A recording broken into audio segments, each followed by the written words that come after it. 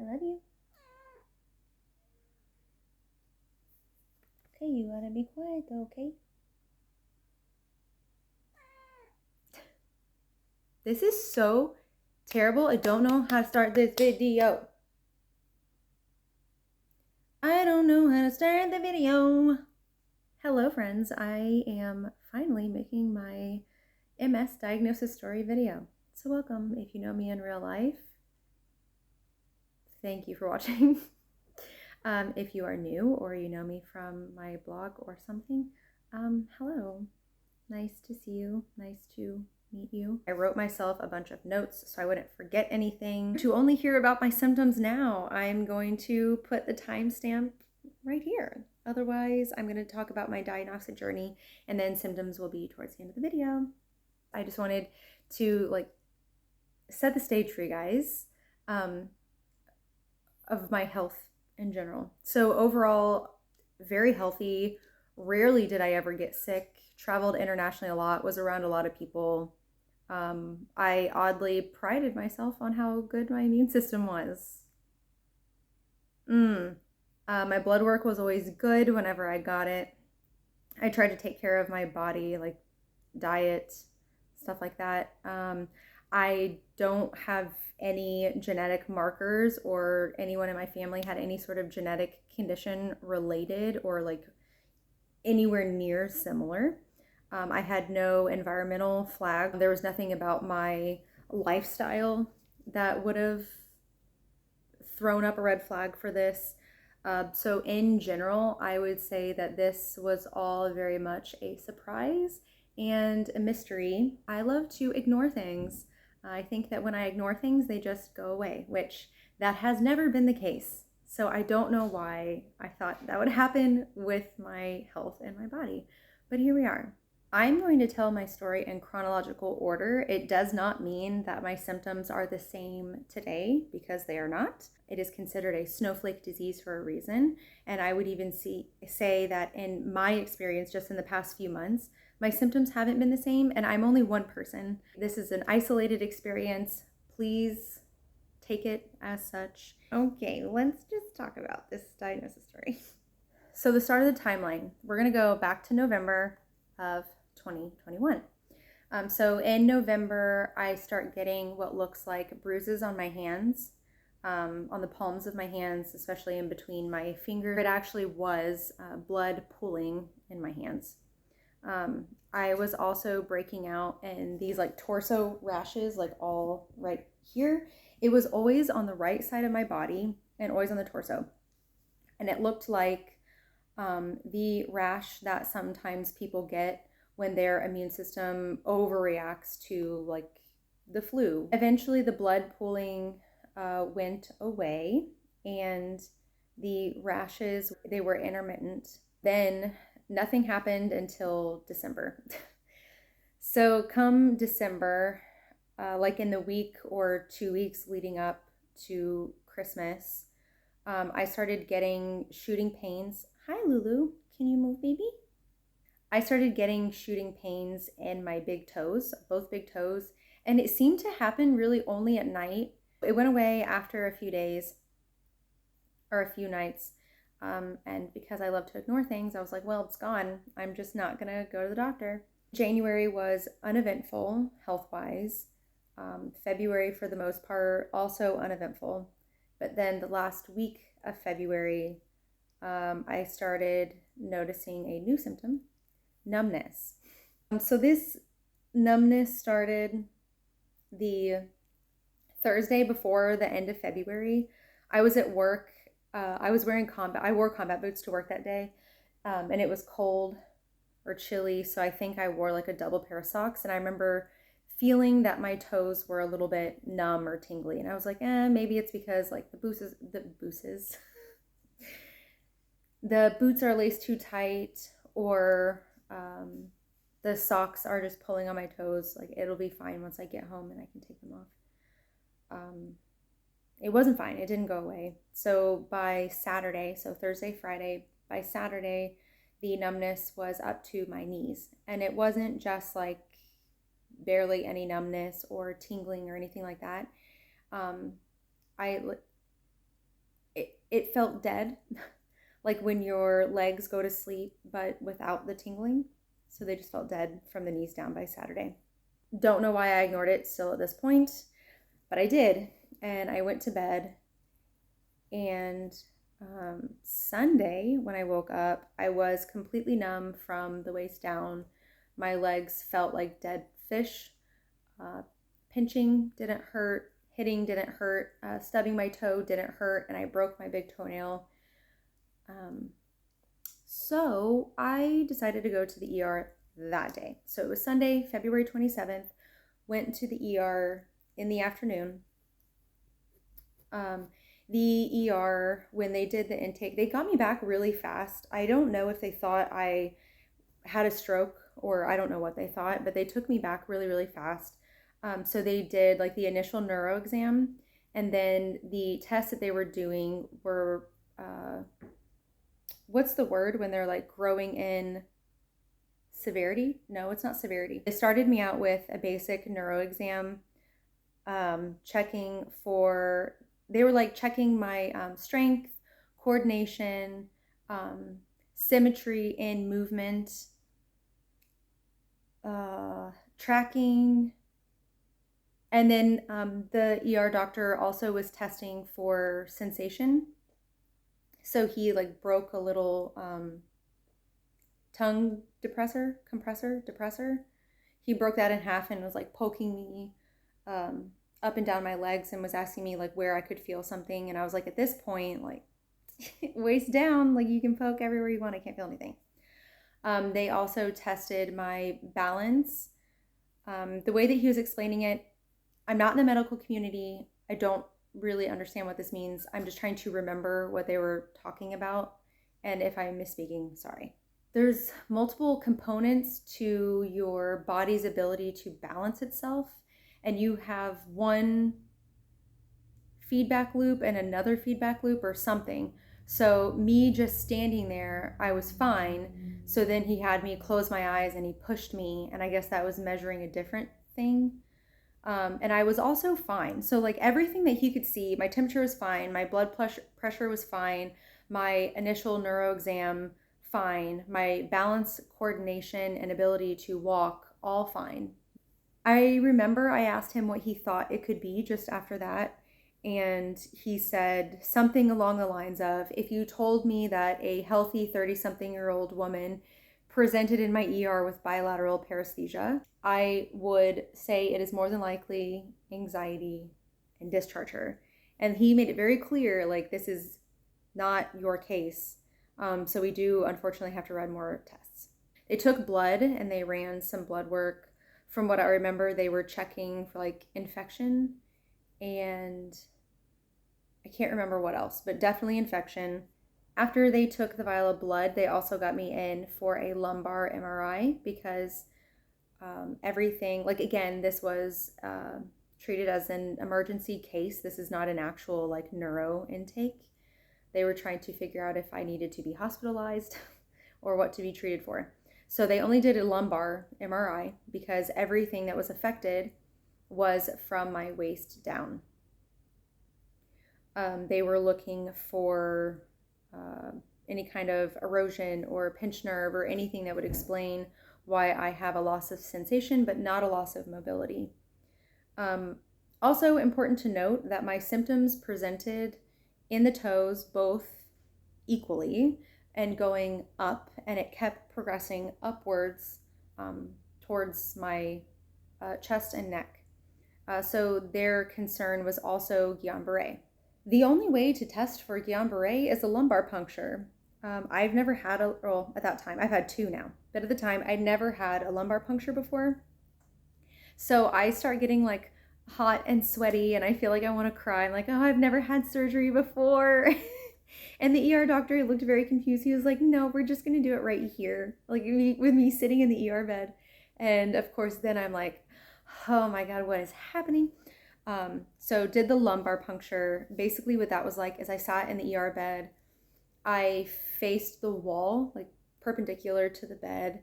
And I rounded my spine as much as I could. This doctor, the one that gave me the LP in the ER bed. Very good. I later had an LP at the hospital, and to date, worst experience of my life. Will never do it again. I told my neurologist I will never get another lumbar puncture ever again because of what that hospital doctor did to me. But the ER doctor, absolute angel. Lumbar puncture results came back clean. No sign of infection, no Guillain-Barré, no elevated or low anything, nothing. Everything was fine. So he came back in the room and kind of like looked at me and was like looking at my legs and said something to the effect of, I'm sorry, there's nothing that we can do. All of your tests are coming back normal. I believe what you're saying, so I'm referring you to a neurologist. What he did is he referred me to the neurologist that was on call or consulting with the ER that afternoon. It just so happens that that neurologist is one of the top MS specialists in my state, so I got very, very lucky.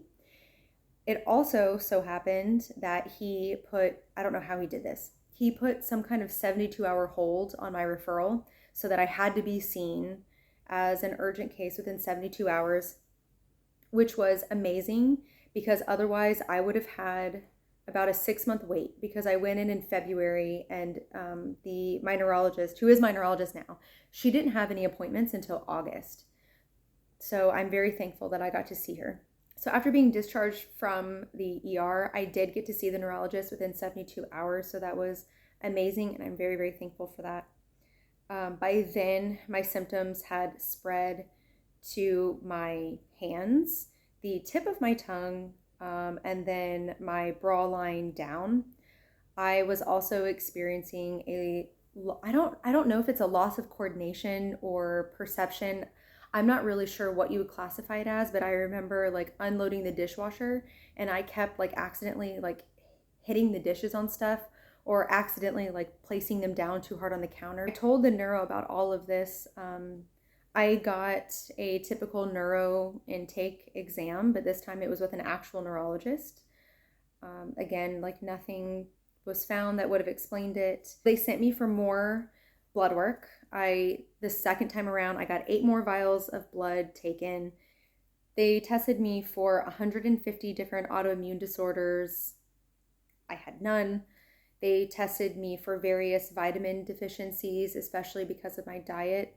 So their main concerns were B12, B6, D. I forget the other ones. It was a whole host of them. Magnesium was one. I forget the other ones.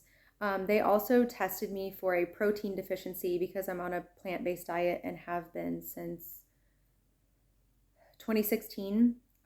Also didn't know that you could test for a protein deficiency, but you can, and it's real. I was fine.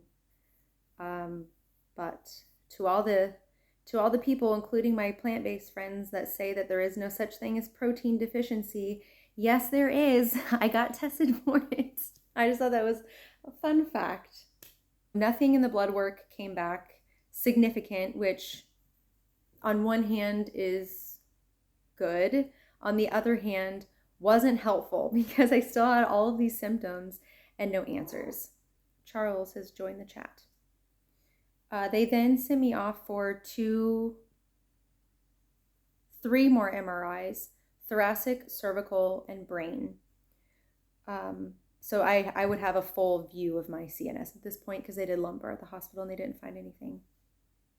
So they told me that after the MRIs, I would get my results, I think within a few business days.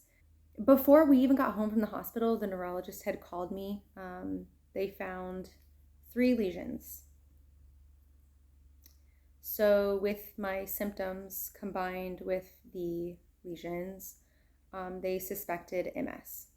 They said that I had demyelination, and demyelination can be in a few things.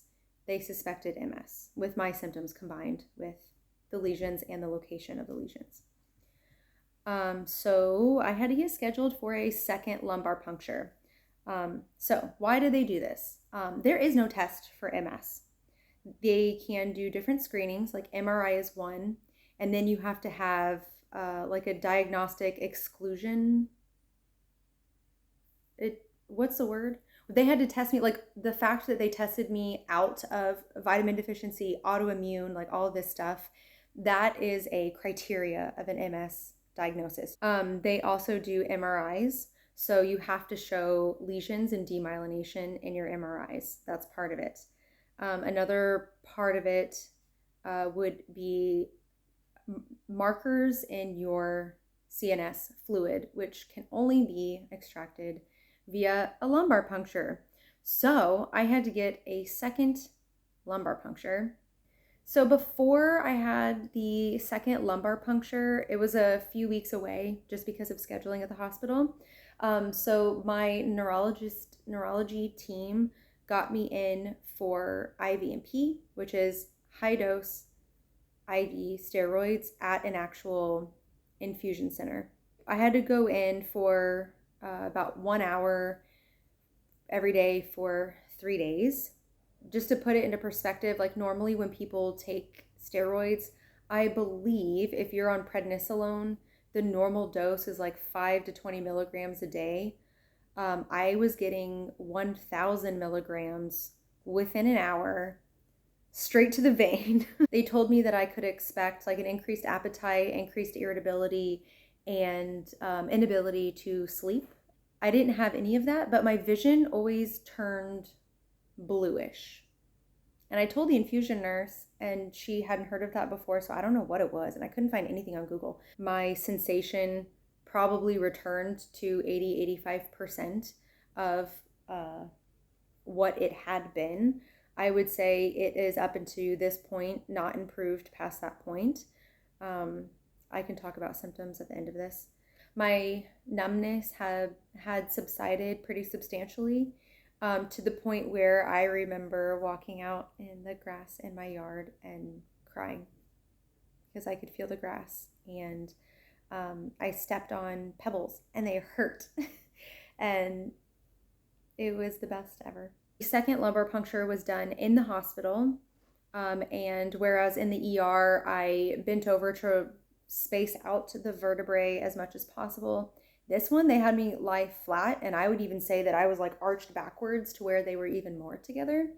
They used an x-ray machine to mark it, which I thought would make it feel better, but this lady didn't even give the lidocaine time to set in. I bled all over the place. She then stuck it back in. They drained more than what they should have, as noted in the post-procedure notes.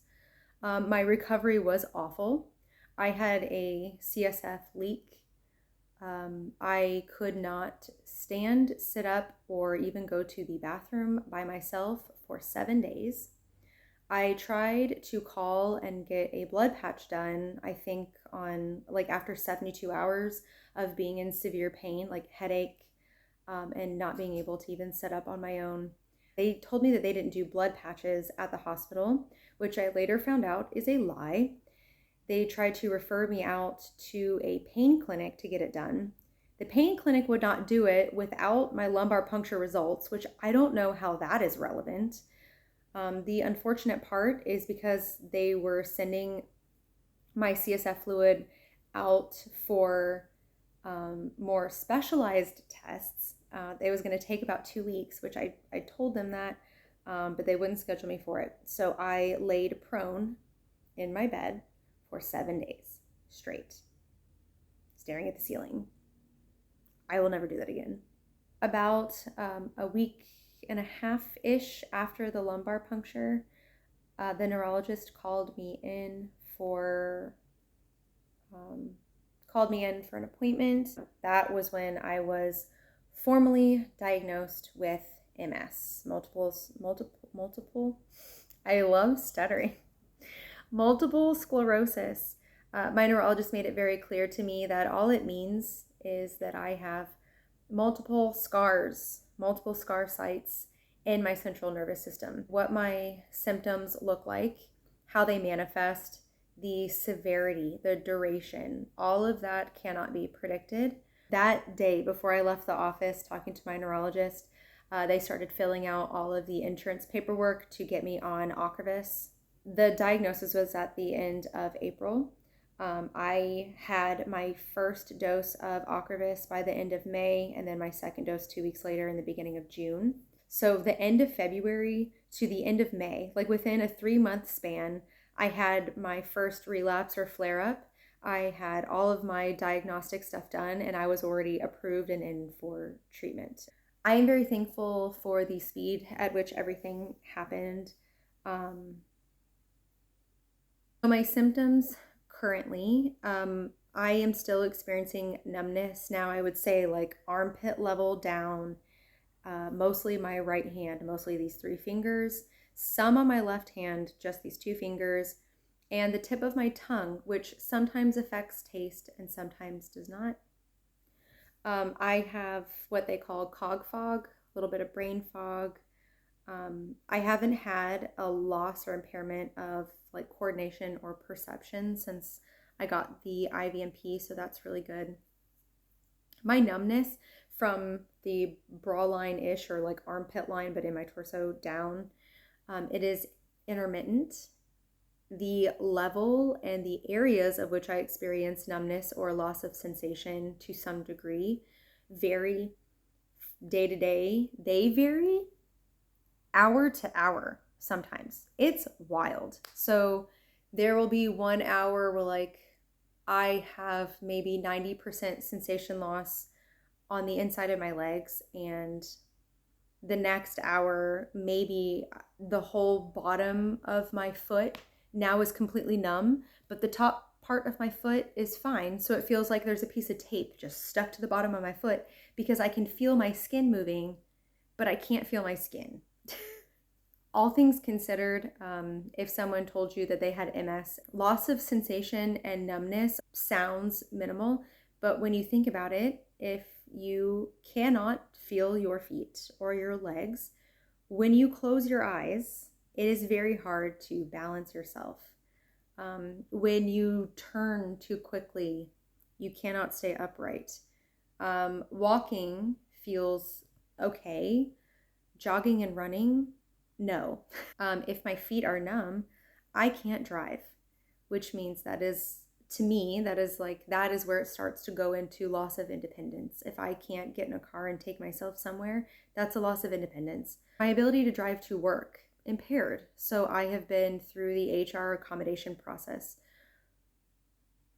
That was super annoying. They were not responsive, but I got it done. So I can talk about that too if anybody wants to hear about the accommodation process in the US through a large company of more than 80,000 employers. So yeah, that is my diagnosis story. My symptoms are still varying day to day, hour to hour. I'm still learning what triggers me and what doesn't. So like right now it is like 98 degrees in Georgia, and my legs don't like it. My legs are going numb. I think that's all. If you do want to reach out, I will put my Instagram here. Also, can you please subscribe to this YouTube channel? Because Google locked me out of my original one permanently. Everything is lost. My blog, my Mexico expat stuff, all gone. Well, I mean, it exists on the internet, but I can't get to it. And I need 100 subscribers so I can change my channel name to my real name and start using this one. Thank you.